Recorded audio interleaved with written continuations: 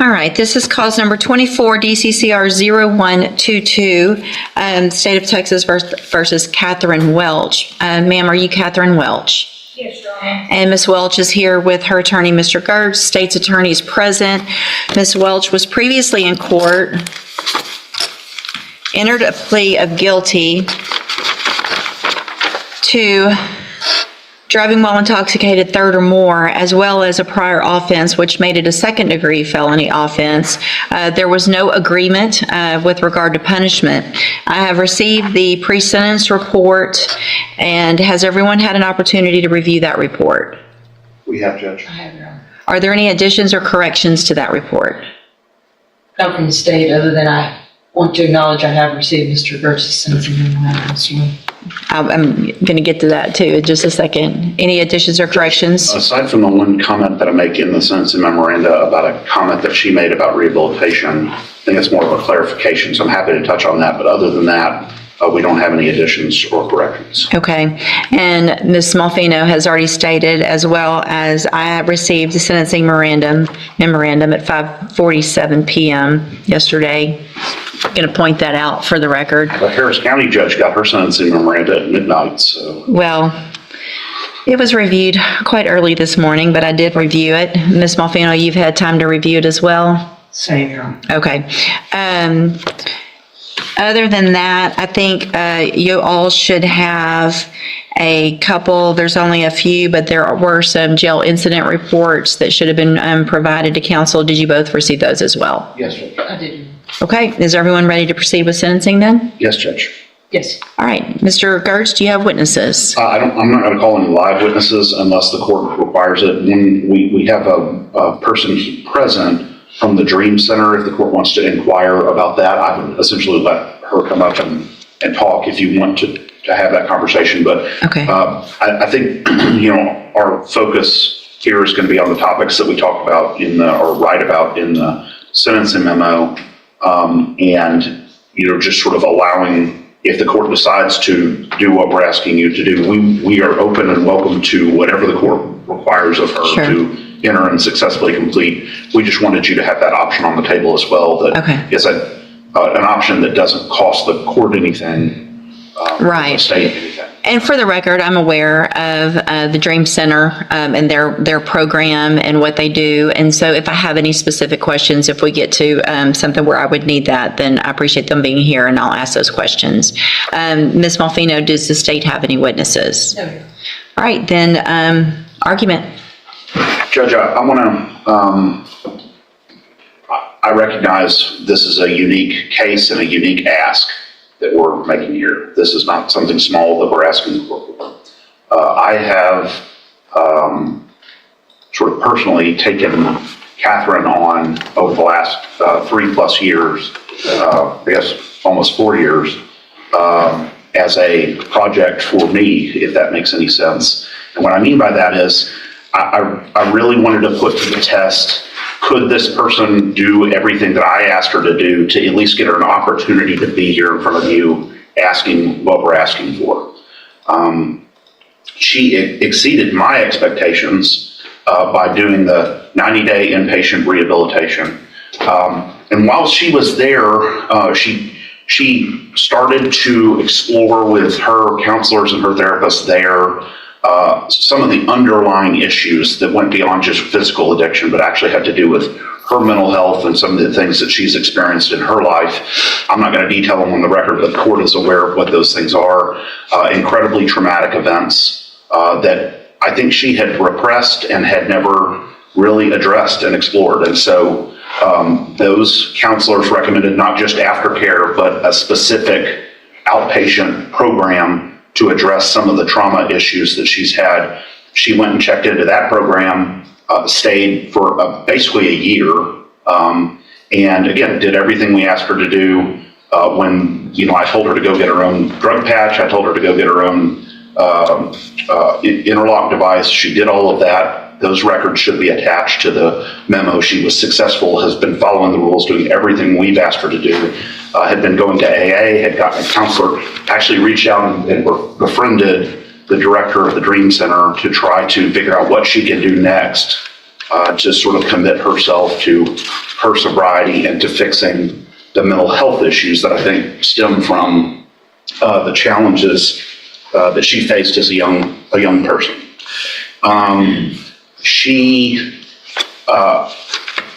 Sometimes it's easy to look at one side of the ledger, the rap sheet or the criminal history, and think that that defines this person.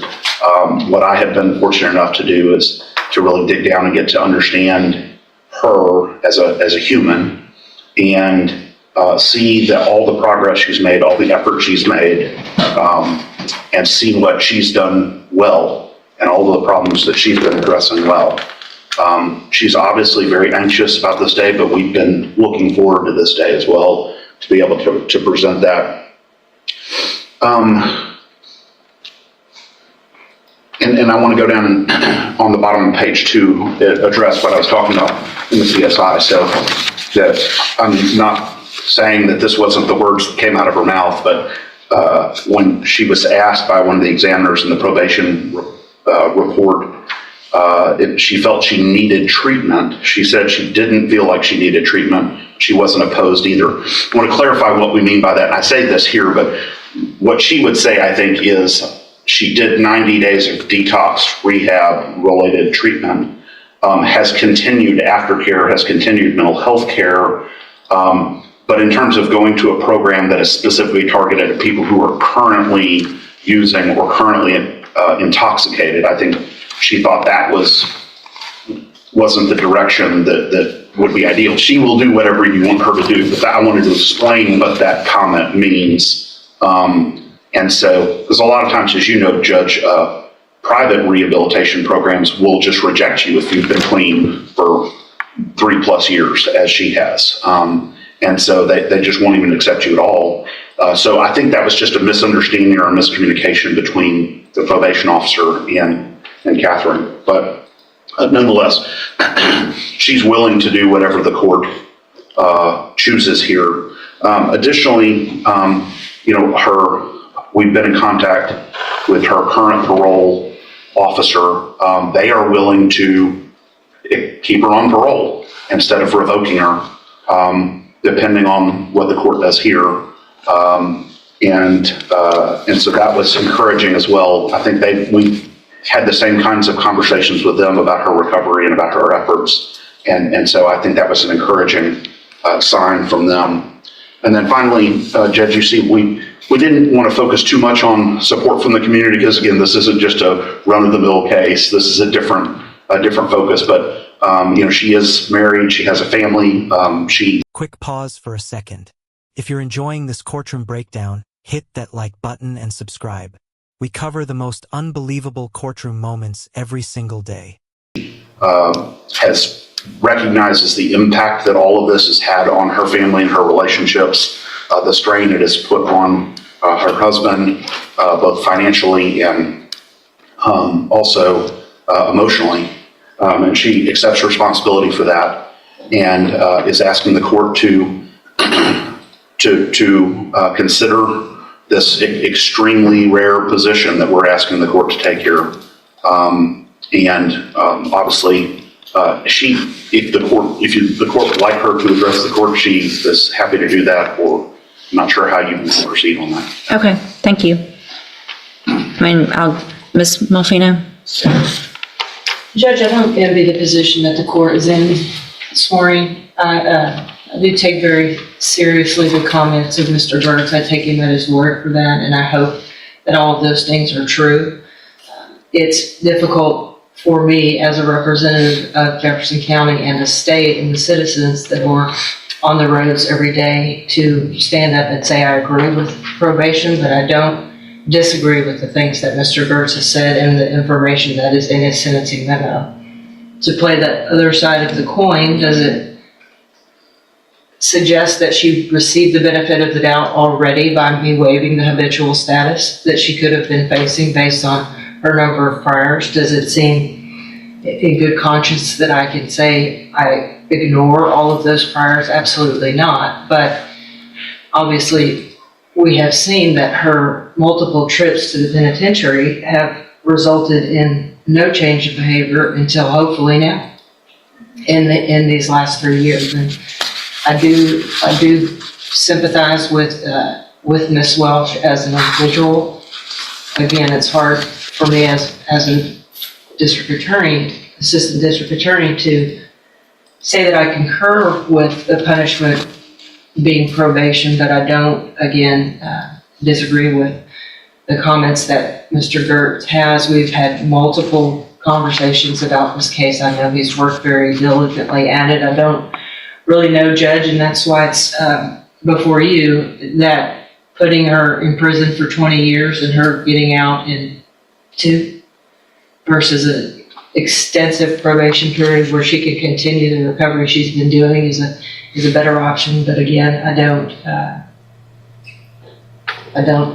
know what is in the best interest of public safety. Unfortunately, none of us do. So I would defer to the court's wisdom and whatever you think is appropriate based on the volume of information that you have before you.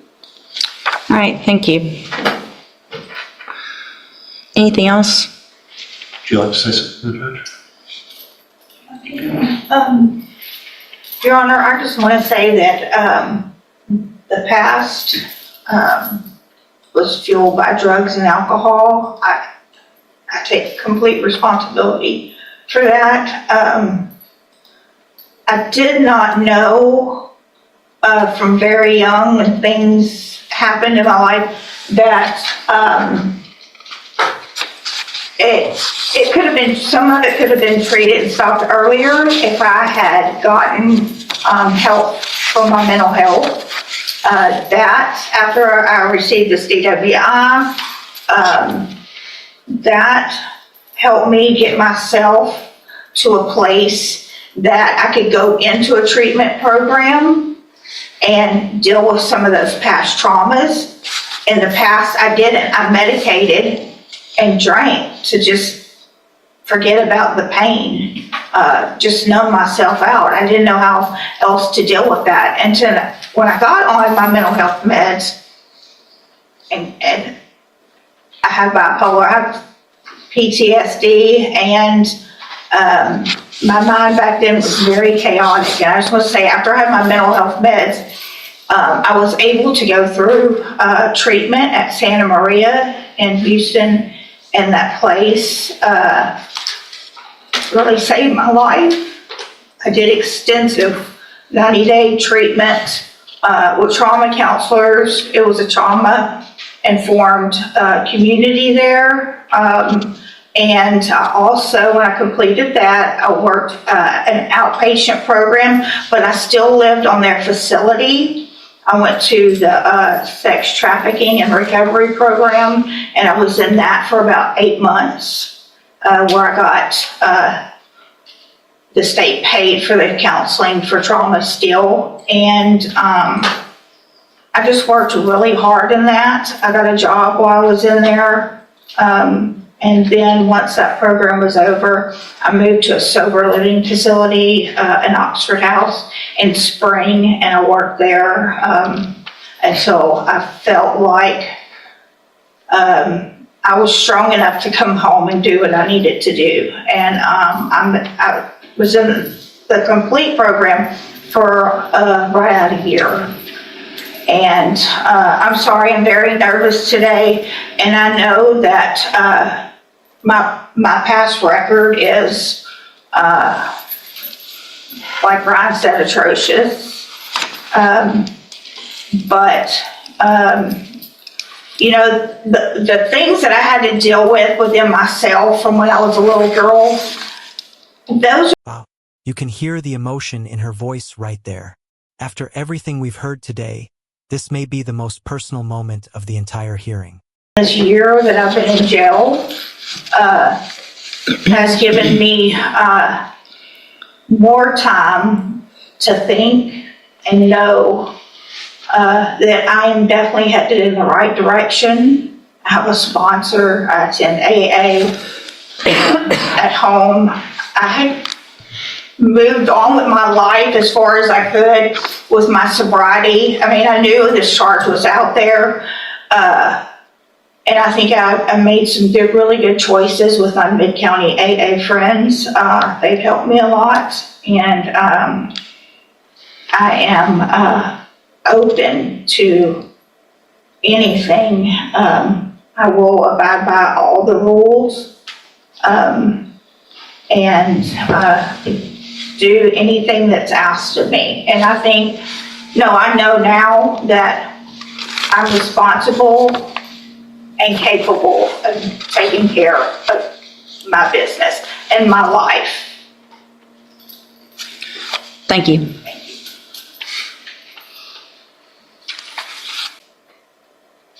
So, Ms. Welch, Ms. Malfino probably said it yet best, and I get this often, and they don't envy my position, and this is the worst part of my job. But I worked hard to get here, and it's my job.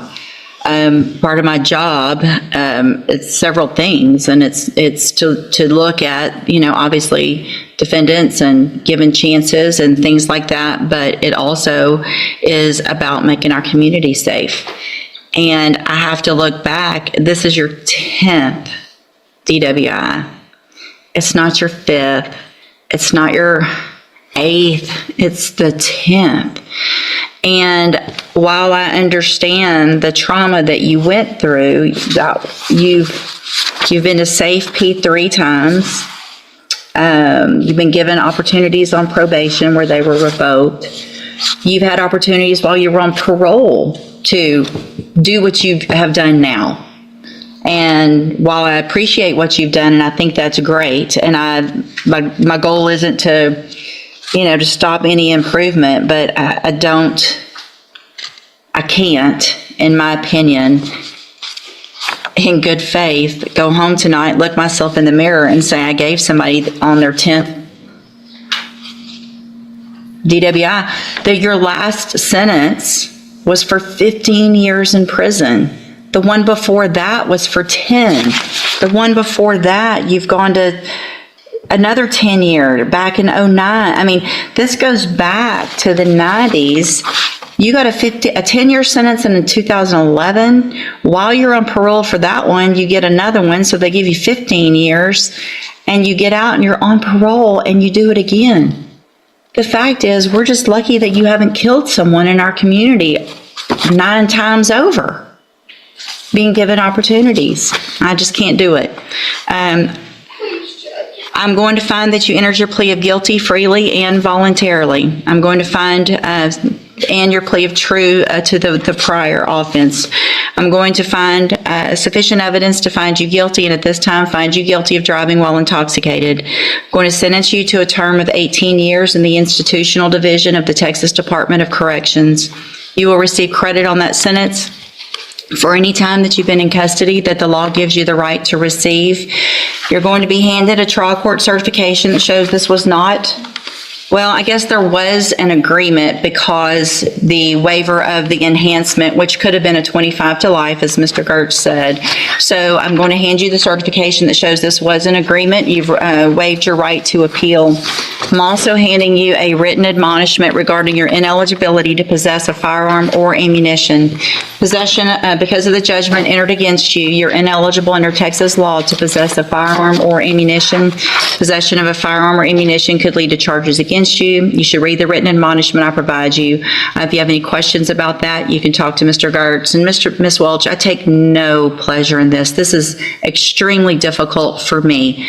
I understand to some extent addiction, and I understand that you are on a better path. However, there have been plenty of opportunities in the past where you were on a better path and you got back out and you got back on our roads again. And so good luck to you, ma'am. Thank you, Mr. Gertz and Ms. Malfino. Court will be adjourned. And just like that, the decision was made.